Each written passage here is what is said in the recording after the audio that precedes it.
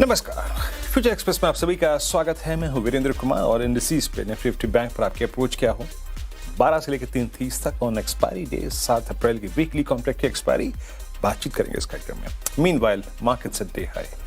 जब आपसे मुलाकात हो रही है, बात हो रही है और निफ्टी बैंक पे नाइस टू सी, अच्छा लग रहा है देख के कि we are at day high. It's 22966 और जो हो ना सका वो आज हो रहा है। वो क्या मैं बताऊंगा, लेकिन उससे पहले आज के मेहमान को इस कार्यक्रम में इंट्रोड्यूस कर दूं। आज हमारे साथ पहली बार गुफ्तगू में, बातचीत में और एनालिसिस के इन पॉइंट्स को अपना व्यू रखने के लिए Raju Ranjan, research head Define Edge के मौजूद होंगे। राजू, गुड आफ्टरनून, कार्यक्रम में स्वागत है। मैं आता हूँ आपके पास, लेकिन उससे पहले जरा आज बात करते हैं स्टैट्स पे। देखिए, सुबह क्या बात हुई थी। मैंने अपने सुबह के एनालिसिस में एक बात कही थी कि कल का दिन बहुत महत्वपूर्ण था। कल आपका क्लोज स्ट्रॉन्ग था। आपने एक मैसेज लिया कि निफ्टी ने अच्छी खबरों पे रिएक्ट किया, 10 डेमा को स्ट्राइक किया, 23,000 को स्ट्राइक किया। लेकिन उससे भी जरूरी चीज ये थी कि आपने पुट राइटर्स के कन्विक्शन को रिस्पेक्ट दी। परसों के कॉन्ट्रैक्ट में जहां 1,12,000 पुट शॉर्ट थी 22,500 पे, बाजार ने कल उस कर्व को रिस्पेक्ट दी। और इसीलिए सुबह आज मैंने एक बात रखी थी, जब गिफ्ट निफ्टी करीब 150 पॉइंट नीचे था, मुझे अपनी कमेंट्री पेश करनी थी। हमने अपना बेस पॉइंट रखा ठीक उसी क्लस्टर को जो कि पुट राइटर्स का था। कल 22,800 और 700 पे स्ट्रॉन्ग पुट राइटिंग थी। बेस लेके आइएगा।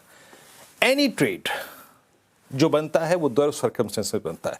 आइदर वी स्टेज अबव 23055 और एल्स अ डिप टुवर्ड्स 787709। ये देखिए, ये दायरा थोड़ा बड़ा था, पर क्या था, इसमें आपको दो पुट राइटर्स के कन्विक्शन एरिया को, जोन को समेटना था। और देखिए क्या ब्यूटीफुली इस जोन में गया और हम डे हाई पे आ रहे हैं। गजब ट्रेड ने काम किया।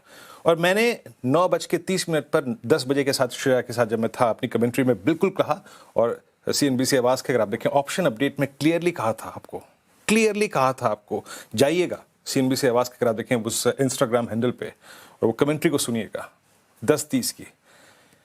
अब लेके आइए प्लीज रेजिस्टेंस वन, क्योंकि 25 मार्च के बाद देखिए, अभी फ्रैंकली स्पीकिंग 2 मार्च के बाद हम 10 डेमा के आसपास इतना टाइम पहली बार स्पेंड कर रहे हैं।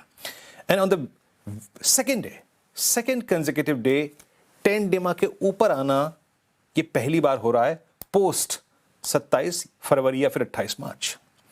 देखिए, टेक्निकल्स में ना थर्ड अटेम्प्ट क्रिटिकल होता है, डिसाइसिव होता है।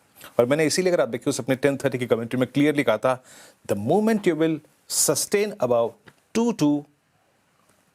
928 सुबह का हाई था और 938 क्या था, that was 10 day exponential average. उसने उठाया और फेंक दिया निफ्टी को ऊपर। We are at day high and chances of striking 23055 और इवन 23,000 उसके बाद बनेंगे। और आपकी स्क्रीन पे ऑलमोस्ट 23,000 आ चुका है। तो ऑप्शंस ने बहुत दिनों बाद पुट राइटर्स ने थ्रस्ट जनरेट किया और वो बाय ऑन डिप्स का टेक्सचर काम कर रहा है। We are at day high. अच्छा, नाउ लेट्स एज्यूम कि अगर हम 10 डेमा के ऊपर सस्टेन कर जाएं तो क्या पॉसिबल है? Is 23055 23152 is possible? Let's see. एक बार देखते हैं ऑप्शंस के स्टैट्स आपकी स्क्रीन पे। देखिए, आज कॉल राइटर्स ना, मैं फिर कह रहा हूं, मैं तो स्क्रीन देखता हूं ना। जब आप 10 डेमा के ऊपर बार बार सस्टेन करते हैं ना, तो आप 22,900 की कॉल को बेच ही नहीं पाएंगे। And that very fact was applicable at option writers mind. Option writers, अभी जब मैं लास्ट टाइम ये चेक ले रहा था, करीब 1.25 करोड़ कॉल बिकी हुई थी 22,900 की। अब वो रिड्यूस होकर 87 हो गई हैं और बड़े कॉल राइटर्स 23,000 पे हैं। 2 करोड़ का आउटस्टैंडिंग हुई, 1.5 करोड़ कॉल बिकी हुई है। यानी 23,000 को टेस्ट करने की पॉसिबिलिटी थी और वो हो गया है। और यकीन मानिए, मैं फिर लेवल दे रहा हूं आपको, 23,010 अगर आप इसके ऊपर सस्टेन कर गए कुछ देर, तो ये 2 करोड़ कॉल राइटर्स के भी 50% एग्जिट कर जाएंगे। और इन दैट केस जो मैंने लेवल्स दिए हैं हायर साइड पे, 23055 लुक्स पॉसिबल। हालांकि एक बात याद रखिएगा, क्योंकि अभी हम इंट्राडे ट्रेड पे फोकस कर रहे हैं, एक खूबसूरत ट्रेड आया और आके निकल गया। बट जानते हैं यहां से बड़ी बात क्या है? क्या निफ्टी अगर इस प्राइस पे भी क्लोज हो जाए तो this will be a second consecutive close about 10 डेमा इन लास्ट 1 मंथ और since Inception of this, I think all जिसे कहते हैं ना वॉर एरा, जो ये 1.25 महीने का रहा लगभग। तो सेटअप अच्छा लग रहा है। देखिए निफ्टी बैंक पे मैं अपनी कमेंट्री नहीं करूंगा, निफ्टी बैंक को मैं थोड़ा सा रीड करने में अभी सक्षम नहीं हूं क्योंकि यहाँ पे मंथली ऑप्शन स्टैट्स होते हैं। बट मैंने फिर कहा था कि दो क्लस्टर्स हैं निफ्टी बैंक पे, आइदर अ डिप टुवर्ड्स बेस 1 और बेस 2। बट मेरा लॉजिक ये कह रहा था कि मैं कंट्रोल डिप को बाय करूंगा, दैट वाज बेस 1, लेकिन ये गया, ये कंप्लीटली बैकफुट पे खुला और इसने बेस 2 को टेस्ट किया और बेस 2 से एक ही रिवर्सल जनरेट कर रहा है। ये देखिए 52119 एंड 51877, लो क्या था 868, एग्जैक्टली उसी ट्रांच पे गया। 52,000 बड़े पुट राइटर्स का जोन था और वहां से एक पुल बैक आया, लेकिन यकीन मानिए इस पुल बैक में अभी बैंक निफ्टी वो करिश्माई पारी नहीं खेल पाया है, जस्ट क्योंकि आज सेंटर ऑफ अट्रैक्शन, आज जो गढ़ है मोमेंटम का, दैट्स आईटी, दैट्स मेटल्स, और उसका इंपैक्ट कहां पे आएगा? निफ्टी पर। सो एज ऑफ नाउ मैं इस डिस्कशन में थोड़ा सा बाहर निकलता हूं, I will restrict myself to Nifty only. ठीक है, देखिए जहां मोमेंटम है कैप्चर करने लायक उस पर फोकस करते हैं। हालांकि एक बार जरा ऑप्शन स्टैट्स दिखा दीजिए, अगर आप एक निफ्टी के बैंक के ट्रेडर हैं तो आप थोड़ा सा स्थिति से वाकिफ हो जाइए क्या हो रहा है। हालांकि ये मंथली है तो एक रियल सेंस डेवलप करना इंटरडे बेसिस पे मुश्किल हो रहा है, बट याद रखिएगा 52,000 पे अच्छी पुट राइटिंग है। आउटस्टैंडिंग वाइज 6.25 लाख का, इस सिंपली मीन्स अगर निफ्टी बैंक 52,200 के ऊपर सस्टेन रहा तो ये कम से कम 52,600 के जोन को टेस्ट कर सकता है। अब आप पूछेंगे जनाब आप 52,600 का लेवल कहां से लेके आए? 52,600 कल का high and 52,600 is 10-day exponential average. Raju ji नमस्कार, कार्यक्रम में स्वागत है। आपकी रीडिंग क्या कह रही है इंडिसेस को लेकर? I mean first time since I think 28 Feb हमने 10 डेमा को इतना नजदीक से देखा है, इतना टाइम स्पेंड कर रहे हैं उस जोन में। आपका बिलीव क्या कहता है सेकेंड हाफ और यहां से अगले एक दो दिन के पर्सपेक्टिव क्या है आपका? बीरेन भाई नमस्कार। सबसे पहले अगर निफ्टी फ्यूचर की अगर हम बात करें तो एक 11 फरवरी का एक हाई लिया था जो कि 26,054 का हाई था, और अगर 2 अप्रैल का जो रिसेंट अगर लो की अगर हम बात करें तो 22,280 के करीब का लो था। अब क्या होता है कि अगर नॉइजलेस चार्ट की अगर हम बात करें कि इसके बीच का एक एंकर पॉइंट होता है जो टेक्निकल, अभी एंकर पॉइंट में मतलब इस बीच में ये जो जोन होता है जहां पे मैक्सिमम टाइम बुल्स या बेयर्स फाइट करते हैं, तो वो एक लेवल कौन सा था? तो 23,200 और 23,250, ये दोनों जो जोन है, तो जब तक इसके ऊपर नहीं निकलता है तब तक फ्रेश एक बाइंग नहीं दिख रहा है। हाँ, लेकिन इंट्राडे में जरूर है, जैसा आपने जो बताया कि 23,000 के ऊपर अगर सस्टेन होना शुरू अगर किया तो एक लेवल इंट्राडे में जो मुझे दिख रहा है कि 23,178 और 23,250 तक ये आ सकता है। और अगर 22,000 जो 900 का है, ये एक स्टॉप लॉस आपका हो सकता है। बट ओवरऑल बेस जरूर बन चुका है। 2 दिन के जो रिसेंट जो लो जो लिया था 22,300 के करीब का जो लो लिया था, वहां पे एक बेस जरूर बन चुका। सो इंतजार करना है कि यहाँ की निफ्टी अगर 23,200 और 250 के ऊपर अगर निकलता है तो फ्रेश बाइंग अपॉर्चुनिटी यहां पे मिल जाएगा पोजीशन। अब अगर बैंक निफ्टी, हाँ जी, अगर बैंक निफ्टी फ्यूचर की बात करें तो सेम बैंक निफ्टी फ्यूचर में 25 फरवरी का एक हाई था 61,647 का, और जो अभी जो रिसेंट यानी 30 मार्च को जो लिया है वो 50,195 का। अब ये दोनों के बीच का अगर हम एंकर पॉइंट की बात करें, एंकर पॉइंट मतलब वही सेम जो बुल्स एंड बियर्स जिस एरिया में मैक्सिमम टाइम फाइट किया है, जिस जोन में फाइट किया है, तो वो एक रेजिस्टेंस जोन होता है। तो उसका जो लेवल्स है 54,000 54,100। बट ये जब निकल जाएगा, अगर 54,100 के ऊपर में अगर सस्टेन होना शुरू हो गया तो पोजिशनली एक लॉन्ग साइड हो जाएगा। बट इंट्राडे में अगर बैंक निफ्टी फ्यूचर 52,055 के ऊपर अगर 52,650 के ऊपर अगर निकलता है तो एक आपको बाइंग अपॉर्चुनिटी दिख सकता है। अभी के लिए तो साइडवेज है, कुछ मोमेंटम यहां पे बैंक निफ्टी में नहीं दिख रहा है।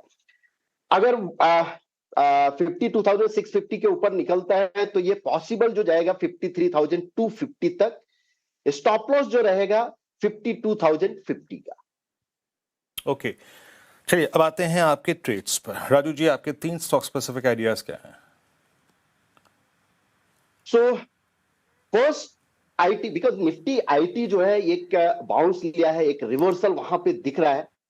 तो फर्स्ट जो रहेगा एम्फेसिस का, एम्फेसिस करंट लेवल पे काफी अट्रैक्टिव दिख रहा है। स्टॉप लॉस जो रहेगा आपका 22,250 और टारगेट जो रहेगा 2420 का।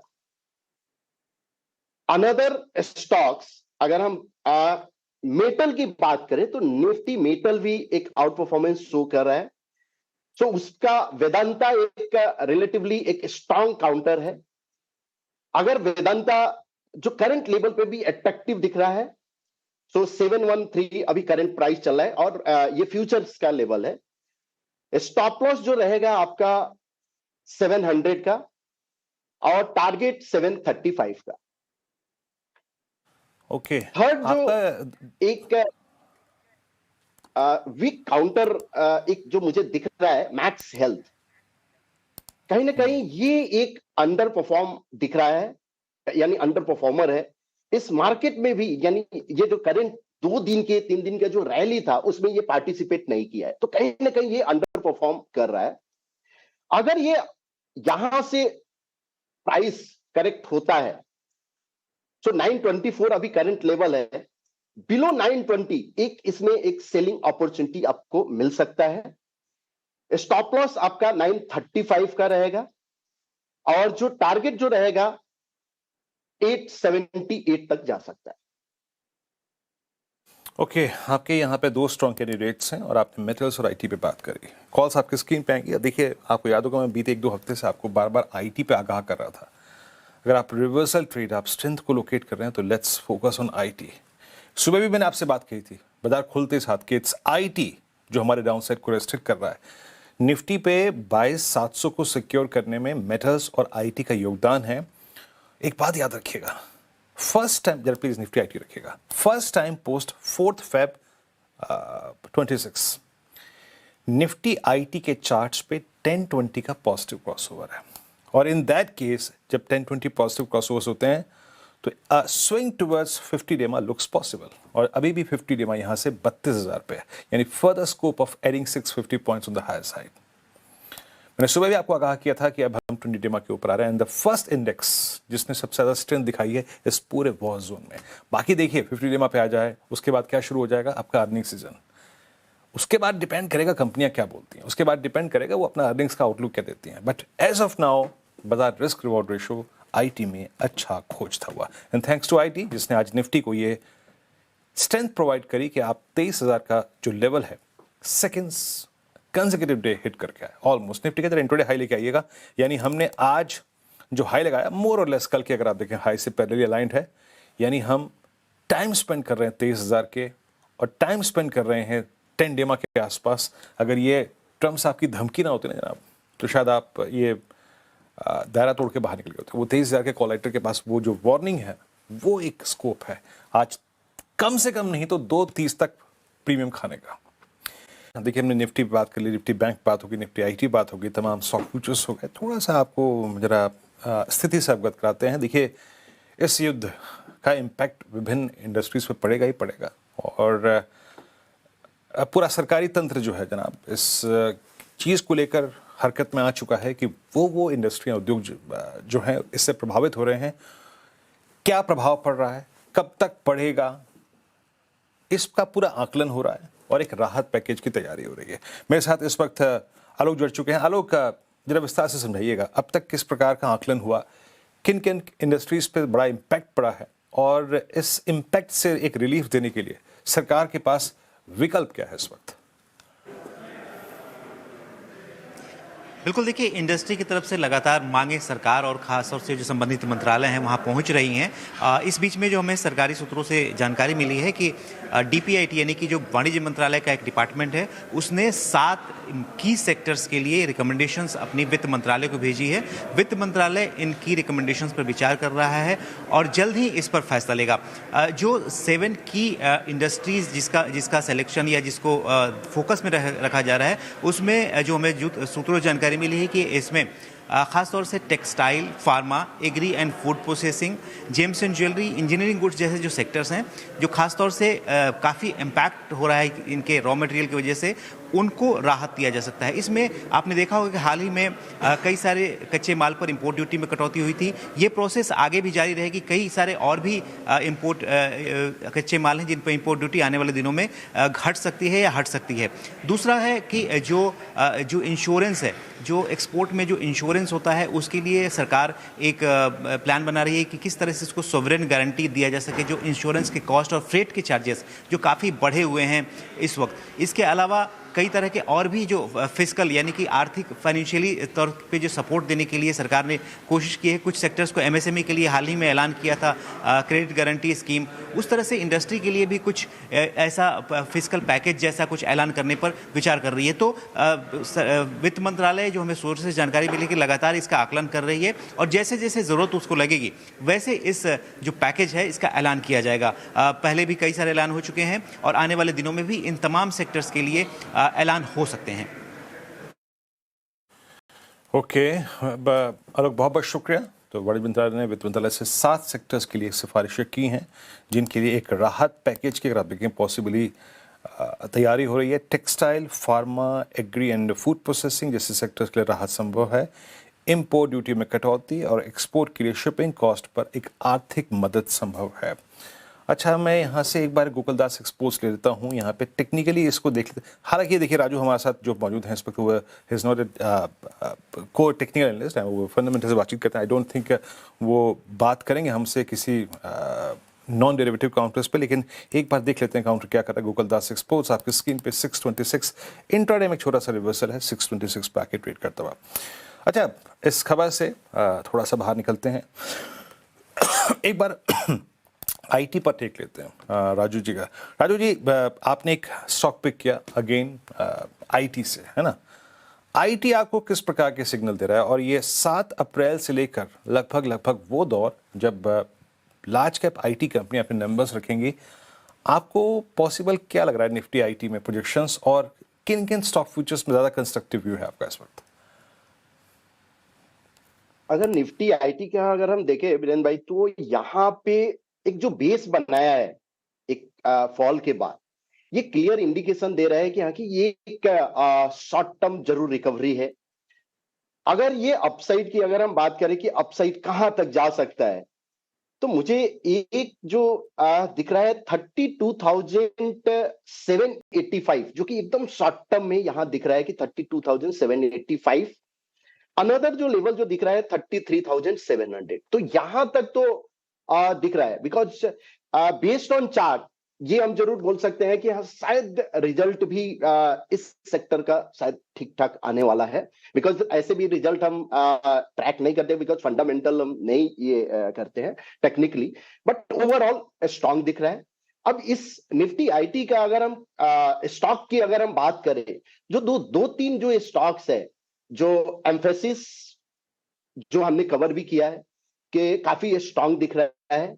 उसके बाद परसिस्टेंट, ये भी स्टॉक काफी इंटरेस्टिंग दिख रहा है जिसपे नजर रखना चाहिए, और कोफोर्ज। सो ये तीनों स्टॉक्स जो अगर हम बात करें तो तीनों में ही बढ़िया सेटअप बना है और तीनों में आप नजर रख सकते हैं। ओके, ये बात हुई निफ्टी आईटी पे। कुछ स्टॉक फ्यूचर्स पे निफ्टी ने जल्दी से अगर आप देखिए बहुत तीव्रता से 60 पॉइंट का सफर तय किया। जब इस कार्यक्रम को मैं शुरू कर रहा था करीब 22,940 था, गया 991 को हिट करके आया, फिर रिट्रेस हो गया, यानी वो तेज का कॉल एक्टर। अभी तो अगर आप देखिए अपना काम बखूबी करता हो, बट जिसे कहते हैं कि एक्सपायरी सेटअप, अगर आप एक डायरेक्शनल ट्रेडर हैं और आपने लेवल टू लेवल काम किया तो दैट बेस 1 टू RS1 क्या बखूबी अगर आप देखें तो ट्रेड मिला, that's called expiry setup. Nifty अब एक बार फिर से उसी धुरी पर 22926, लेकिन अभी एक ऑप्शन ट्रेड का वक्त है, पहले उससे बात करते हैं। राजू जी, ऑप्शंस में, स्टॉक ऑप्शंस में क्या पिक करेंगे आप? स्टॉक ऑप्शंस के लिए अगर हम निफ्टी आईटी की ही बात करें कि HCL टेक का 1440 का कॉल, करंट जो लेवल है 36 का लेवल है, यहाँ पे बाइंग अपॉर्चुनिटी दिख रहा है। स्टॉप लॉस जो रहेगा 26 का और टारगेट 65 का। रीजन बिहाइंड कि इसने ये जो प्रीवियस जो एक मल्टीपल रेजिस्टेंस है उसको इसने ब्रेक किया है, 33 के करीब का जो रेजिस्टेंस था उसको ब्रेक किया है ऑप्शन चार्ट पे। सो पॉसिबल ये 65 का एक लेवल आपको दिख सकता है, जो कि वर्टिकल, अगर नॉइजलेस चार्ट में वर्टिकल ओपन काउंट भी आपका 65 है। एचएल टेक्नोलॉजीज अप्रैल की 1440 की कॉल आपको पिक करनी है। एचएल टेक्नोलॉजीज एक बार स्क्रीन पे रखिएगा। सुबह भी अगर आप देखें आईटी स्टॉक्स के क्रम में जहां हमने पहला स्टॉक पिक किया था वो था एचएल टेक्नोलॉजीज। सिमिलर रेप्लिका जिसे कहते हैं ना, आई मीन एक समान चार्ट है निफ्टी आईटी के एचएल टेक्नोलॉजीज के। लार्ज कैप आईटी में वो स्टॉक जो कि रेप्लिका है इस वक्त निफ्टी आईटी का, इसमें भी 1020 का पॉजिटिव क्रॉसओवर है। First time post 3 Feb, first time की अटेम्प्ट लेता हुआ 50 डे मार्क की तरफ जाने का। तो यहाँ पे ऑप्शन ट्रेड हो गया एचएल टेक्नोलॉजीज का। अच्छा, हमने मेटल्स की बात बहुत की, हमने आईटी की बात बहुत की, एक दो स्टॉक्स और ले लेते हैं जो कि इस वक्त सेंटर ऑफ अट्रैक्शन बने हुए हैं। मैं रिवर्सल ट्रेड की बात करूंगा, दो स्टॉक्स की बात करूंगा। एक होती है कोर स्ट्रेंथ रेंज ब्रेकआउट और एक होता है रिवर्सल। राजू जी, रिवर्सल में पॉली कैप को आप कहाँ रखेंगे? पॉली कैप रिवर्सल में आज अपने 200 डे मार्क को हिट करता हुआ, आपका टेक इस पर क्या है? अगर पॉलीकैब का डेली चार्ट अगर आप देखो तो यहाँ पे एक पैटर्न रीटेस्ट फॉर्म हुआ है 6829 के 6795 के करीब पे, यानी 68 के करीब का, और एक फॉर्मेशन जो है जो ट्रायंगल का फॉर्मेशन हुआ है और उसका ब्रेकआउट भी हुआ। तो पॉसिबल एक मूविंग एवरेज के नजदीक ये जाने की कोशिश करेगा, और जो मूविंग एवरेज का जो अपसाइड जो दिख रहा है कि 7490 तक पॉसिबल है कि ये जा सकता है। बट यहाँ पे रिस्क रिवार्ड थोड़ा सा फेवरेबल नहीं है, यानी करंट एंट्री पे। अगर कहीं पे भी रिट्रेसमेंट अगर आता है तो एक एंट्री आपको मिल सकता है, बट ओवरऑल रिवर्सल आपको दिख रहा है कि 7490 तक जा सकता है। ओके। चलिए राजू जी, बहुत बहुत शुक्रिया आप इस कार्यक्रम में शामिल हुए, और ये आपसे आज की पहली बातचीत अच्छी रही। आगे फिर बढ़ेंगे, आपसे किस दिन बातचीत करेंगे ऑप्शन स्टैट्स पे, सेटअप पे, स्टॉक्स फ्यूचर्स पे। फिलहाल एक ब्रेक, अगली मुलाकात 2 बजे कमाई का अड्डा में। तब तक के लिए नमस्कार।